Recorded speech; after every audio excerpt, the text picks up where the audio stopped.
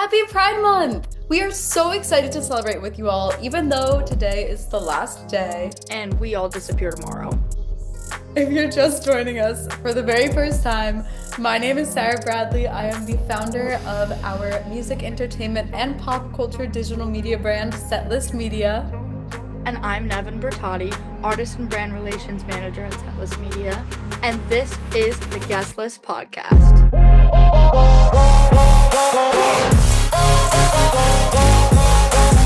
Today we are joined by a queer artist I look up to who is a big advocate for queer pride and self-love. She wrapped the Until It Wasn't tour earlier this year and just celebrated 2 years since she released her sophomore album, The Sex Was Good Until It Wasn't, on May 10th. Xana, welcome to the Guest List. Yeah. Oh my gosh, thank you so much for having me. I'm stoked to be here.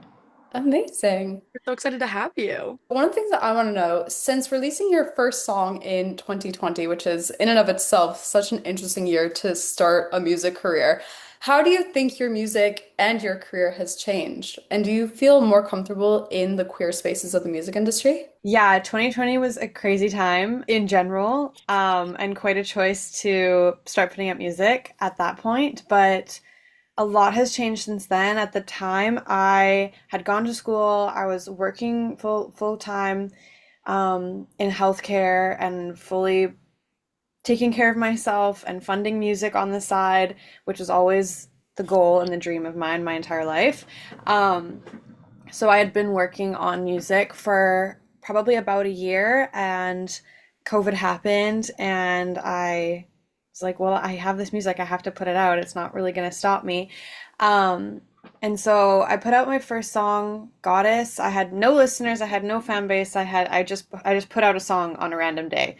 And I was very, very lucky enough for it to receive such positive attention, and feedback. And then it felt like suddenly overnight I had a bit of a fan base and people who were very eager for more music, for connection. And so was putting out more and more music, and I got ready to put out my first album. During the time I was making my first album, I had no idea if anybody would ever hear it, so I really was in the mindset of like, this might be the only time, the only shot that I get at making an album, and I have to be so happy with it that if it is the only album I ever make, I will feel satisfied and I will feel good. So it was very much for me at that point, and yeah, and then I just got like so freaking lucky and came across the sweetest people in the entire world who just gobbled that album up, and I was able to start touring, and I eventually left my job and went full time with music, which is crazy in itself. And now I'm 2 albums later, a few tours later. I just finished my first time over in the UK touring, That's and awesome. my life looks a lot different now, and like so perfect. It's the dream. Yeah. Okay. Oh, that's amazing. Yeah, it's pretty crazy. I feel very blessed. And so now my day to day is just like eating, breathing, living music and world building and all of that kind of stuff. And I do feel very comfortable and supported and well loved in queer spaces, just in general, but also within the music industry and everything too. So yeah, it all feels so right. That's awesome. Yay. Ugh. Yeah. I didn't realize or know that, not only were you working full time starting your career, but you were working in healthcare in 2020. So, Yes. Yeah, so that was great. Navigating healthcare in 2020 was crazy, but I was a registered massage therapist, so okay, awesome. I worked in a clinic, and we had our whole system and everything, and it was very intense. But I think there's other healthcare workers who had it a lot more crazier than I did. So yeah. You said you are comfortable in queer spaces in the music industry and then you've gotten a lot of love, which is so awesome. What do you think the biggest challenge you've faced as being openly queer in the music industry has been? Funnily enough, there has not been many challenges uh, in that way. Like in terms of being openly queer, my team has been very small and intentional this entire time. So whether it is from my team industry wise or more personally, the people I work with day to day, everybody is either queer or big ally in my corner of the world. And so it is very normal. It is, we're not really thinking about it. And I feel very blessed for that. So I just feel very supported, and um my queerness hasn't been a thing to like navigate or an obstacle to overcome or anything like that. And I know that's not the case for everybody. So I feel very lucky that way. Um, I did once have an ad through DSPs that needed editing revisions because, granted, I was like half naked. I think it had more so to do with me being like half naked in this ad than it did about me and a girl being half naked together in the ad, if you know what I mean. Yeah. That's maybe the closest I've come to some censorship, and I was like, okay, fine, I'll put my titties away. Right. Oh. But Well, yeah, that's really just, amazing that you've had the experience that you've had. yeah, So, I think if you give a queer artist like the same tools and the same normal supported environment that any other artist would have, it just feels like breathing, and it's incredible what you can accomplish. So yeah. That amazing. makes me so happy. Thank you, me too. All right. With being Go. so accepted and not like having to face bare like not nary a challenge, which is such a good thing. And like I would hold on to that for the rest of my life. On the better side of it, what do you like? What's one of your favorite memories or experiences you've had in the industry or with a fan? I have had just the most incredible experiences with my fan base. They are the sweetest people in the world. I don't know how I got so lucky to somehow find the actual sweetest angels on this earth. Um, and during my most recent tour when I was in the UK, that tour felt really huge for me because it was my first time going over there. It had been a long time coming. We'd been trying to make that happen for so long, and there were so many people who had been waiting for years and years for me to get over there. And lots of people who traveled from outside of the UK, like anywhere in Europe as well, to come to the show. So I met as many people as I physically possibly could that tour, and I got sick as hell to show for it. I met so many people. Um, and everyone was so lovely and so excited and passionate, and it just helps remind me that there are like real people out in the world far, far away who are impacted by the music. It feels really, really great. And there was a handful of fans who came to like every single show. There's one girl in particular, her name's Connie. She's from Glasgow, and she's blue hair, and she's like super funny and cool. And she came to every single show, and when she was in line outside of the venue, she had this scrapbook that she was handing out to everybody else who had came early and who was waiting in line for VIPs or for general admission or anything. And so everybody got to write little notes and messages and sign this scrapbook. And I had no idea that any of this was happening until the very last show. She gave it to me, and I just like bawled, and like it, oh, I'm gonna like start crying again now just like talking about it. But it was just so sweet to flip through these pages, and read everybody's messages and notes, and again just like being reminded that there's like all these real people out in the world who make my music part of their everyday, and they like buy the tickets, they come to the shows, they line up early, they travel, they plan parts of their lives around like making this experience happen. And um it just, I can't even explain how warm and grateful it makes me feel. There's like only a few artists that I would do all of that for, so seeing me be in that list for so many people is just like crazy to wrap my head around. But yeah, I feel very thankful for that for sure. That's so That's so sweet. sweet.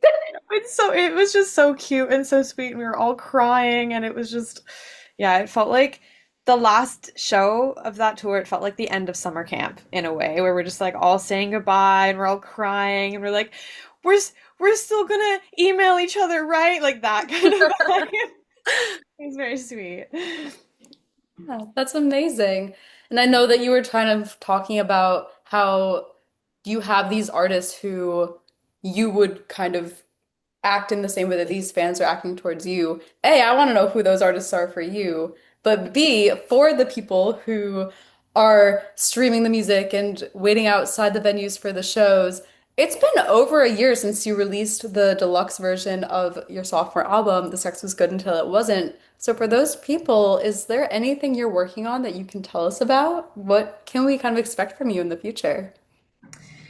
I am currently, as we speak, wrapping up my third album. So there is a lot more coming. I am taking my time with this one for many reasons, but I have a bigger team for this album release, and I just want everybody to have like the best shot of doing the best job that we all can and give the fans the greatest experience. I'm always trying to think of ways that we can elevate from album to album and create unique experiences and make it bigger and better than the last. And so, yeah, we are kind of going through the last of the mixes right now, giving like final notes, doing final touches, like little tweaks. I have like three harmonies I want to add left. Like it's very much coming down to the last parts, and it's feeling like a complete project. And I love it so much, and I hope everybody else loves it too. It feels a little bit reminiscent of my first album, but in like a more elevated, mature kind of way, I guess. But it's very fun, and as soon as I get the green light, as soon as we're ready to talk about more about it, I will be nonstop yapping about it. But yeah, so there is more music coming, and with that comes more everything. So yeah. Yeah, that's amazing. And so obviously now, you know this is your third album that you're wrapping up, and it's not really that one chance shot kind of mentality that you had with your debut album, but you're taking your time with it, as you said. Is it kind of the same mentality in that sense that you're kind of just like, oh, like, I have another chance to make another album. I have a third chance to make a third album. Like, is it kind of like that same mentality in the back of your mind? The mentality I with the creation of this album, I feel has been different because yeah, the first album I was like, I don't know if anyone's going to listen to it, so I have to be really happy with it. And then the second one I was like, whoa, there's like people who are listening. I'm going to just like really open the floodgates now and say everything I have to say, and I'm going to indulge in these different genres and these different attitudes. And now with the third one, I'm like, fuck, now I need to top it. Like, I feel like I felt a bit more pressure with this one, and I was definitely harder on myself, which is a reason why I was like, okay, I need to take my time with it because I can't rush it, especially if I'm feeling all sorts of pressury type of ways on myself. So um, I think I had to make peace with the push and pull of just like the creative process. And like sometimes it's going to feel so easy and like you just breathe and there's like a beautiful song in front of you. And sometimes it's going to feel like you are pulling your teeth out and like ripping your skin apart and driving yourself insane to make something that maybe you kind of like. So surrendering to that side of the process has was a big part of this album, especially because I also was just happier and I just felt more at peace. And I think any writer will tell you that's like such a daunting, scary thing to navigate is like being happy and still feeling like what you're writing and creating is um, substantial or good enough to your own standard. I think I was like, well, if it doesn't hurt me, then is it still good? Like I couldn't tell. So that's kind of a bit more where like my head was at in the thick of the process. But we got there. We came around the mountain. We got there. Amazing. Well, we can't wait to hear it. Yes. I'm so excited to share. Hope you guys enjoy Yeah. I, for one, am looking forward to it it. greatly. I'm so happy to hear that. I don't know. I don't know if you can take Kitchen Light out of my top three though. If you That's can, if you can, go for it. But I think that song will forever be in the top three. And and who am I to want to take it out of there for you? I don't need to come for her crown. Um, but I think with this album having little hints of Tantrums era, I wonder if there might be one or two songs that at least get close for you. But Okay, we'll see. Time will tell. excited. Very excited. With all of that and coming up on your third album and growing more and more with each release, this could also be advice to your past self and your future self, but what advice would you give to other rising queer female artists trying to make them a path for themselves in the music industry? You just have to do it. You just have to write your stories, and it's going to be scary. Like, I think be the most authentic, vulnerable version of yourself that you can be in your writing. Fall in love, go make the art, go get in trouble, write the stories, but like just do it. I think that you have no idea how many people in this world are searching for your voice, and you yourself are probably at the front of that line, but you just have to put your voice out there, and there are people who are going to gobble it up and who you will feel connected with and who will feel less alone because they heard what you had to say and the way that you said it. I think that that's just the best advice I think I could say is just to keep writing and keep doing it. The times that I look back at my younger self, or like when I kind of maybe stopped writing for a little bit or let other things get in the way, and I wish I could go back and shake her and be like, what you were feeling and thinking in this moment like deserved to be written down. Like you have to keep doing it. So, but yeah, I think just be unapologetically yourself. You can take up the room that you need to take up in this world. It's yours for the taking, so go get it. Hell yeah. Let's go. That was an amazing answer. Normalize taking up space as a human being. Normalize taking up space. Why aren't we there's so much space. Take it up. That was my Exactly. whole thing with my first single with Goddess is I was like, I just need to start with like taking up the amount of space that I want to, and then I'll do everything else after that. And so go take up your space, girl. Say what you have to say. Love who you love. Write your stories. Share your art. The world needs more of your art. Especially right now. Especially right now. Oh my gosh, Especially we right need now. good art. We need good handmade, human made art so Human bad. art, Human art, human art. Yes. please. Or No, we we Now, like need this begging, like, now. please, Please. please. I'm on my knees. I'm begging. We No, need it more literally. now than ever. Yeah. To close this out, as you know, our podcast is called The Guest List. So we do have a question that we ask so many of our guests, and I'd love to hear your answer. Let's say you are throwing a party and you have three open spots on your guest list. What three artists, entertainers, creators, industry people would you put on your guest list? Dead or alive. Yes. Oh, okay. Way to make it harder I know there. I just made it a lot harder. Um, okay, I would have Halsey. Absolutely. Yeah. That's that's mother, that's my girl. She's invited to all of my parties, all of my dinners, all of my everything. Um, I I think I would love to have Mac Miller. I miss Ooh, his that's a good presence. one. I miss his presence so much. So Mac Miller's invited to my party. And for the sake of my childhood, Avril Lavigne.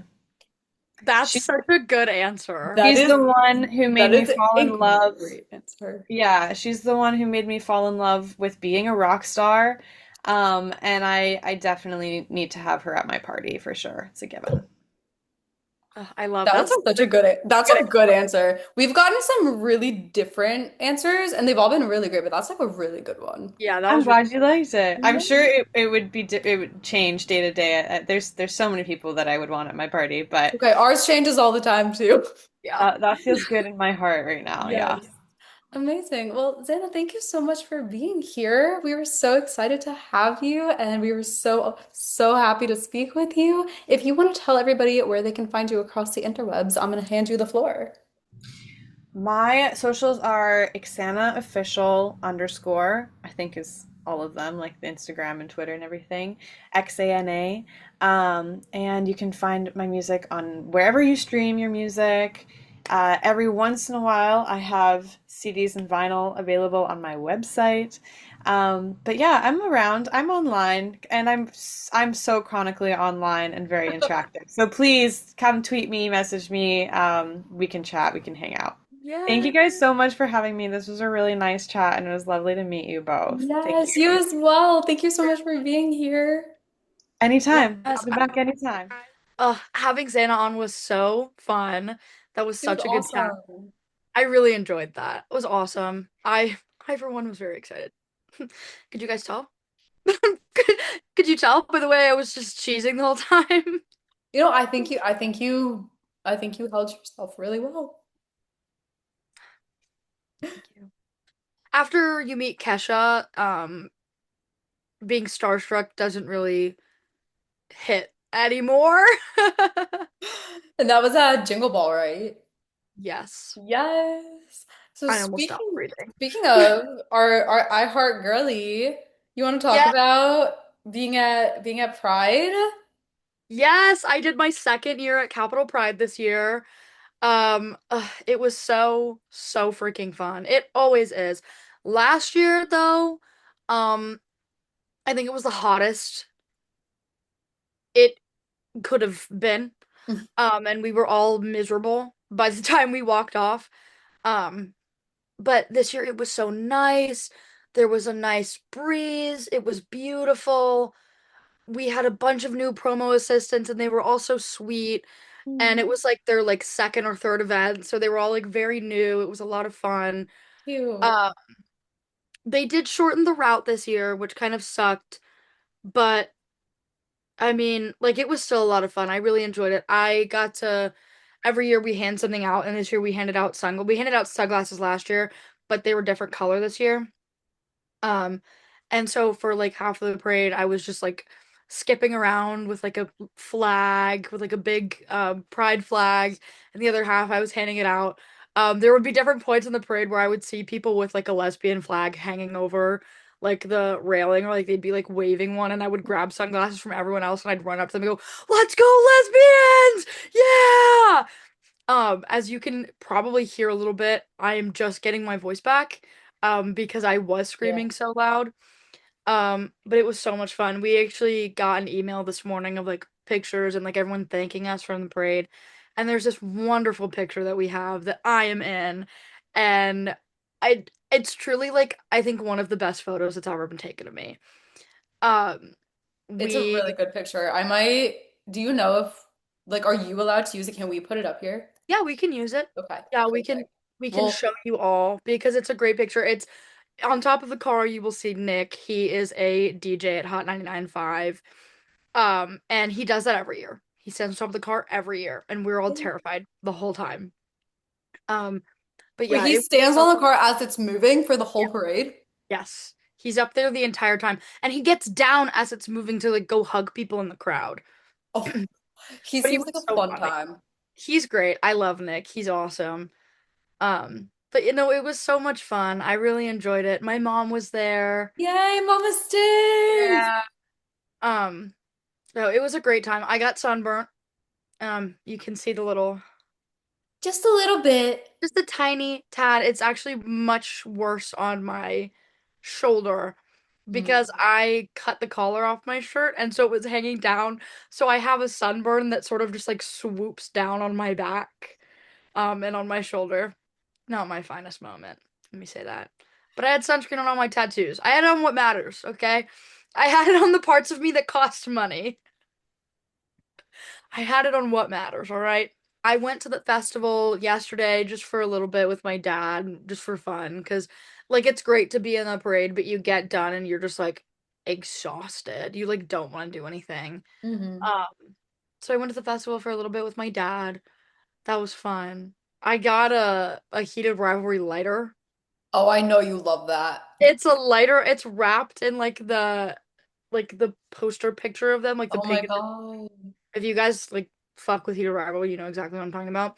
but it's like Shane on one side and Ilya on the other. And I was like, this is really funny because every time I'm out, people always ask for a lighter because I always have like a big, like hulking, ludicrously capacious purse with me. Hmm. And so they just assume I have a lighter. And I thought it would be really funny if from now on when I pull out said lighter, it just has Shane and Ilya on it. And I thought that was really funny. Oh, Um, there you go. big fan of my heated rivalry lighter. But yeah, Yeah. no, it was So a the lot of fact that you have a lighter and a heated rivalry, one of that, is some news. I think we should move into some other news there that's is to maybe talk a about. little noteful. Potentially, Maybe? possibly, I, perchance. I don't know. You guys, TTL squad. I can't I just think say it's time for some noteful news. take it away. Welcome back to Noteful News. Thank you again for joining us. We're also very excited to have you. Continuing on the theme of Pride Month, obviously, and things that I've done this Pride Month. Um, two very anticipated queer movies came out this month. Leviticus and Girls Like Girls. I'll talk about Girls Like Girls first because Leviticus has sort of taken over my life. Uh, I remember being, I think I want to say like 11 or 12 when I first saw the Girls Like Girls music video. And I was able to put, I think, sort of a name to this feeling I had. Um, and then with that song, it inspired Haley Kiyoko to write a novel, which then was turned into the movie of the same title, Girls Like Girls. And I really enjoyed the movie. I thought it was great. It really captured the feeling of growing up queer in a small town with having nothing to really go off of and it being portrayed as like not normal and like you would be like criticized for it. And I thought it was a very, very good like lesbian coming of age movie, which there's not a lot of lesbian and queer female media out there. I really enjoyed it and I ugly cried. I ugly cried just like the rest of the theater. So that was also I saw it in a full theater. Um and we all were like reacting at the same things and like gasping together and like laughing and it was that like sense of community was really really cool. I really enjoyed it. Um Leviticus though, I anyone who knows me knows I'm a huge horror fan. Yes, Um we spoke about this, I think, in the Halloween episode, yeah, probably. and this was a very anticipated film for me. Um and it's actually done 1% better than Obsession has. For anyone who's seen Obsession. Huge fan of Obsession. Love that movie. Um, I also cried at Leviticus. Um, big crier over here. Um, I'm like a huge fan of Australian Gothic. Like Joe Bird, who plays one of the main characters, name in Leviticus, played the little brother in Talk to Me. And they were both produced by the same people. Also by the same producers of The Babadook, which is funny because not a lot of people like I by not a lot of people I mean like you being one of them, Oh, Sarah. me, Know absolutely. about this meme Yes. where the Babadook is a gay icon because one year Netflix had like a whole category titled like LGBTQ plus, and the Babadook accidentally got put onto that category. And so since then, the Babadook has just been like this gay icon. So I saw that like the producers were from the Babadook, and that made me laugh. That was Oh. a little chuckle for me. Um, I have thought about nothing but that movie since I saw it, and I've seen it 3 times already. It came out the day that we're filming this. It came out last Friday, and I saw it a day before it actually released. Ooh, I how'd saw you it do that? it AMC was just showing it a day early. Fun. A-list Stubbs member. Let's go. Ooh, that's Um, so I like I could probably write a paper about that movie and sort fun. of how We'll post how it. how beautifully they captured like growing up queer and Christian. And I mean, the title is Leviticus. It's based off of Leviticus 18:22, the verse, man shall not lay with boy or lay with another like woman. It really depends on which translation you're looking at. And it has a happy ending, so that was great. But like it's just it's so beautiful. It's so beautiful and I love it. And I even did my nails Girl, get inspired. those closer up. You guys have to see Um, this. I sculpted a little lighter. It says Leviticus 18:22. I have a little cross necklace, but as you can see, I did it so that the cross is like upside down. It's like a little nod. I thought that was cute.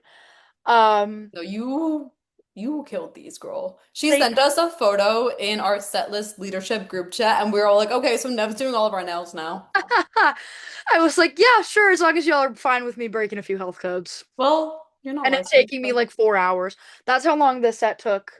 But I am very, very proud. I keep like they're on my own hands, and I'm like, wow, wow. you're so cute, I love them. my baby. I also pre-ordered a t-shirt for from Neon Studios for Leviticus. So, guys, if anyone from that movie's watching this, let's chat. Can't talk here, email me. Would love to do a feature for Setlist. Love it. Yeah. But yeah, so big month for queer movies in the box office. Very exciting. A lot of both Girls Like Girls and Leviticus came out on the same day, and I did do the double feature, aka gay Barbenheimer. So I do remember you calling it that. I giggled at that. That was a cute little chuckle that I had. Yeah, no, and Nev, you've talked about how much you've loved these movies, so I'm so glad that you're getting a chance to talk about them here. On the more musical side of things, Ariana Grande has launched the Brighter Days Ahead Foundation, which I have her Instagram pulled up here about it. And she has shared that the foundation's mission is to support, protect, and provide resources for vulnerable friends in need through different funds. And I believe there's like three or four different grants that this foundation has funded.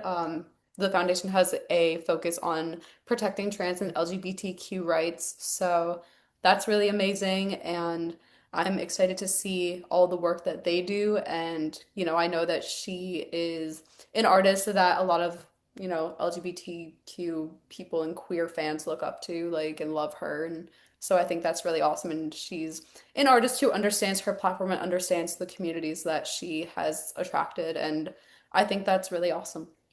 we also, speaking of women in the music, Olivia Rodrigo announced the Daisy Chain Festival today. Yes, the Daisy Chain Fields Festival. I have Which the whimsical last name. Love it. yeah, I love that so much. So it's Olivia Rodrigo presents Daisy Chain Fields. There are a couple people on here that I remembered off the bat. Chapel Roan is one of the artists. And Doechii. Stevie Nicks. Yes, I'm getting there. Stevie Nicks is one of the special guests, along with Sarah McLachlan and Karen O. Other artists, she has Cat's Eye there, Mitski. Um, I remember Die Spitz being on there. yes, yes. Dice Fitz is on there. Bikini Kill. Not for radio. Obviously, Olivia Rodrigo is on the list of artists that are performing. She'll be there, guys. Don't worry. You would think she'll be there. She'll be there. And it's taking place at Great Park in Irvine, California on August 29th. And I think that pre-sale, Oh, we're putting this out, I think, a week after. Presale is starting this Wednesday, June 24th. So by the time this comes out, you'll probably have had presale already. But, presale codes are out at the time of filming. Super cool. I'm excited to see it. And I think Tickets that done. again, I have her mission statement pulled up. She says, and she is Olivia, obviously. Daisy Chain Fields is a music festival founded on the belief that joy, community, and creativity can inspire meaningful change. The festival celebrates the voices, artistry, and contributions of women in music, fostering an inclusive environment in which all are welcome. It's a place where inspiration and curiosity lead to knowledge, strength, and action, and net proceeds from the festival are directed towards nonprofit organizations dedicated to advancing and advocating for women and girls. So, Let's go! yes, Because now women in the music industry need more support than ever. you said it, sister. Speaking of women in the music industry, we totally forgot to put this on the show outline. I attended Grammy House NYC. You did. Oh my gosh, Yes. yes. Talk about And talk about this, please, because I know you had an amazing experience. there was a whole panel about women in the music. Um, and Miss Slater was one of the panelists. That was We incredible. love Slater in this house. She gives the best hugs. Let Oh, me be the first person to say, she's so sweet. She's so, so sweet. And everything she had to say, she was just like so like well spoken and she's just so smart.